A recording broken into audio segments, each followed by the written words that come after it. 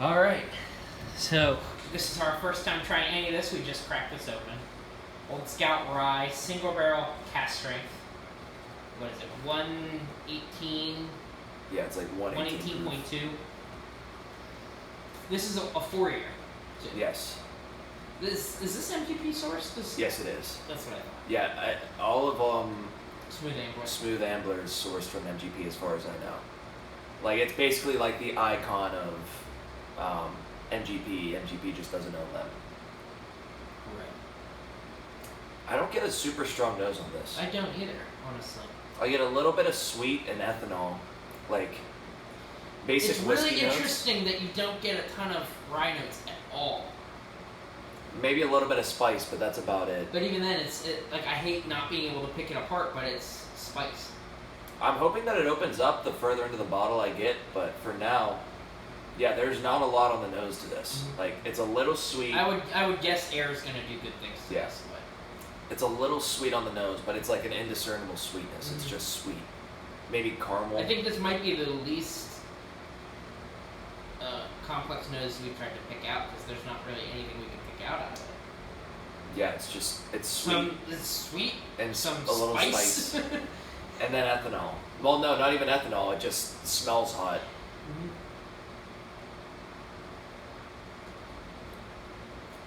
Oh, there's the rye. Oh, yeah. This is a very dill-forward rye. Yeah, that it is. I like that. Me likey. This is a very... It's like... On first sip, that's all I got. Dill, brown sugar, ton of brown sugar. More so on the finish, but yeah, it sort of builds its way in. I want to say cloves. I get clove on it. Mm-hmm. Vanilla on the back end. But yeah, it's like baking spice, And the dill. dill lasts the entire way through. Yes. I'm still getting it. Yep.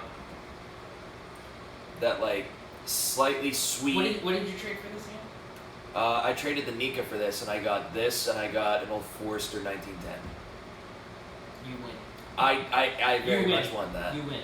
I hope the nose sort of expands.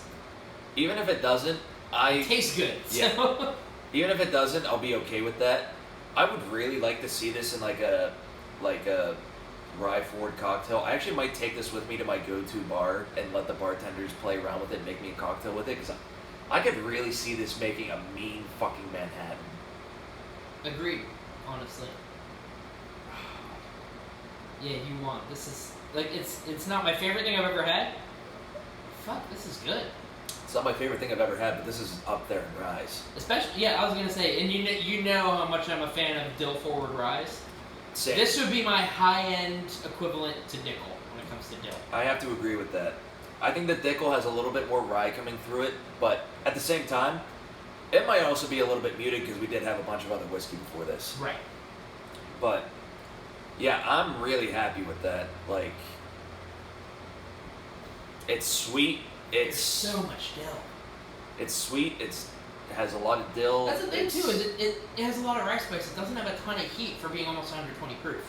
Yeah, that's where I'm really confused, because there's almost no detectable heat on this. This drink's like it's 90 proof. I think the sweetness is playing a role in that. It's That the sweet flavors are coming out so much when you normally have heat on the finish. Yeah. And because there's so much of that sweetness and the rye still coming through, that you just don't feel as much heat. Yeah, because it's not spicy and it's not hot. Like, the spice you get is like dill. And the spice like, flavors, it's not spicy. yes.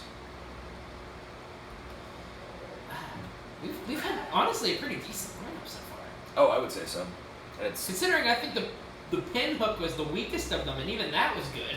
yeah, no, I mean, like I said, the pinhook, it's solid for what it is. Yeah, and like exactly. Especially for the price. Like I think it's the cheapest craft whiskey I I've would seen. say of what we've had, the two that are the best hitters for the price have to be the Ezra Yeah, and the wood finish.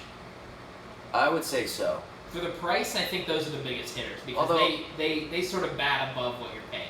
I mean, for a rye though, For a rye, yeah. I don't know, because this is How only much is this normally? 50. Yeah, I'd put this up there.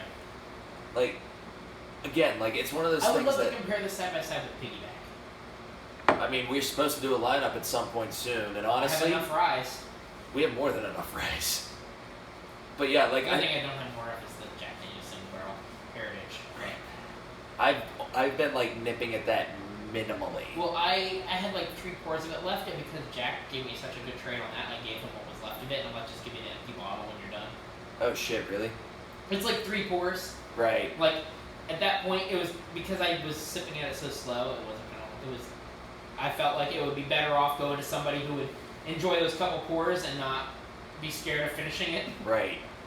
Yeah, man, I'm nipping at that slowly, and I'm hoping that they make that like a consistent product the same way like they have the single barrel rye, the single barrel proof. See, if they make a single barrel rye year-round thing, I would be incredibly happy. the good news is, living in PA, yeah, we won't be able to get this nearly as easily, but Jack Daniels loves Pennsylvania. That's because we drink it more than anybody else in the U.S. Yep, and if I want to get spirits, as an individual buyer, is one of the biggest in the world for them. As an individual purchaser, because you think they're purchasing for a whole state's worth, but we get all the cool Jack Daniels stuff. Yeah. Ohio gets a lot of it too. Yeah, but we get it before anybody. Mm-hmm. Like the Heritage, we were one of the first states most states got it. Yeah. I cannot. I'm still irritated that they didn't make that allocated.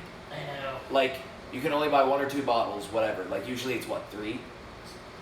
3 stores could set limits lower if they want to. Meanwhile, people were buying fucking cases of this. I would have too, honestly. I mean, I would have taken advantage of that too. I don't blame them. I blame the state for not Agreed. doing Meanwhile, something about 1792 bottled and bond is now 1 per customer. Is it really? All the 1792 limited release stuff is. Fuck you, Jim Murray. Sweet wheat, full proof. All those are 1 per person now. Fuck you, Jim Murray. You fuck up everything nice. Right? But anyway, let's bring it back to Old Scout long enough to finish this off. This is... I think this is up there as like... See, it's hard for me to put it up there as like one of my favorite like standard ryes, because this is not a standard rye. It's not a standard rye. The other issue with putting it up there is how many of the ryes have we had that are cask strength. Right. The only other one I've had that's cask strength beyond the Jack Daniels, which I put in a league of its own, because let's face it, that's in a league of its own, is the Alberta Premium. And that is a very different rye to this. Because it's It is an incredibly citrusy rye. I mean, like, rye would still typically impart some similar flavors, but it is so citrusy. I'm looking forward to whenever you try my Knob Creek cask strength rye. I am looking forward to that too.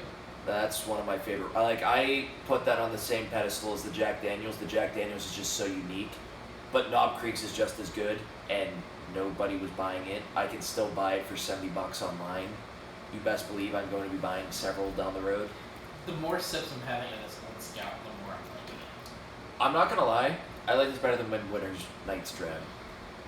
And I say that because Midwinter's Nights is 20 proof points less. That's where I think this is getting me to. But that one's also hotter. Midwinter's Nights is really fucking hot. That's why I was willing to trade it. That's just consistent with High West. High West is very hot whiskey, and that makes sense because again, Utah has a very interesting climate. Yeah, it's probably pulling out different shit from the wood that a lot of whiskeys don't. Yeah. It's just like how Texas whiskeys have distinctions to them, especially in terms of heat and in terms of aging young.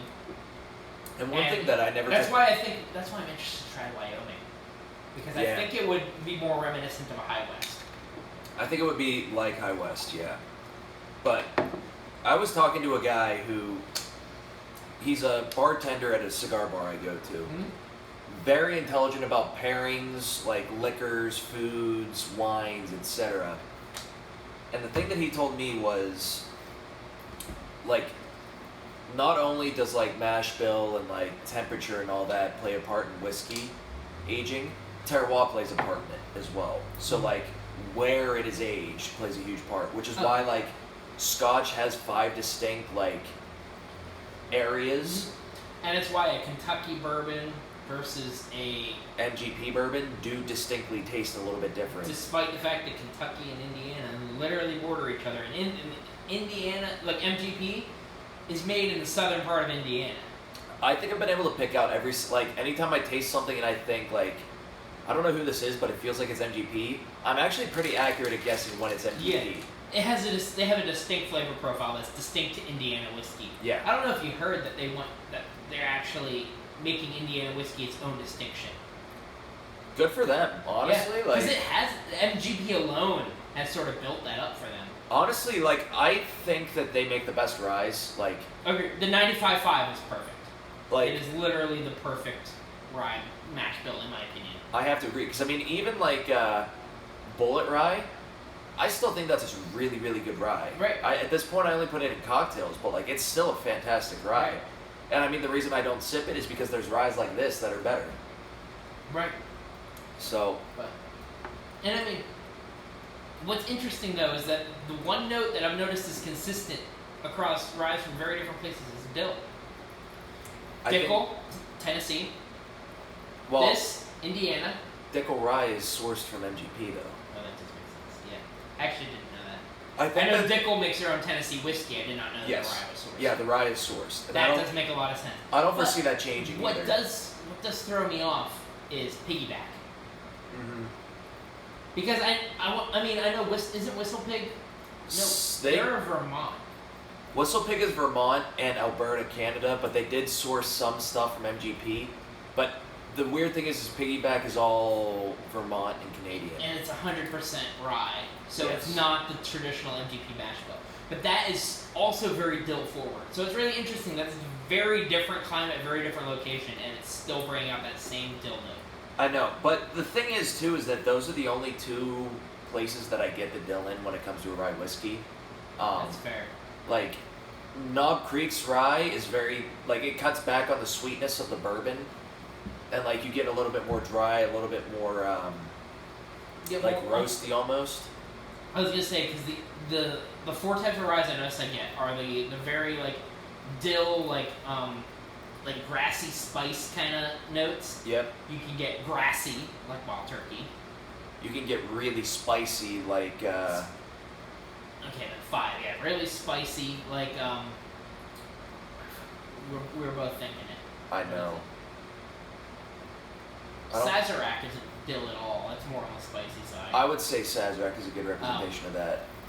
But then you get super citrusy, which I get, again, almost exclusively out of Canadian ryes. That's Canadian. Canadian is a different kind of rye, yeah. And, my understanding is they do something different with their process. I don't remember what the process is, but I wouldn't be surprised. they do something with it. And the last one is the baking spice kind of rye.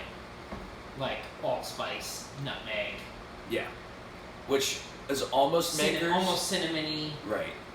It's almost Makers, but Makers is too sweet. And like, the wheat definitely plays its part in saying like this is not a rye whiskey. Right. But just to bring it back real quick so I can end this Old Scout is really, like, I'm surprised by this. I was very pleasantly surprised by this, and I was like, well, I'll make the trade because I don't want a Japanese whiskey, but I ended up with a really, really good rye. Yeah. Makes me wonder if Scott actually opened it. Because I bet you if he did, this was his thing, he wouldn't have traded this. Well, he had multiple. Oh. Okay. He has 3 of them. He traded me the third one. So he opened one, has a second closed one, like, in his bunker, and then he traded this one. Delicious, honestly.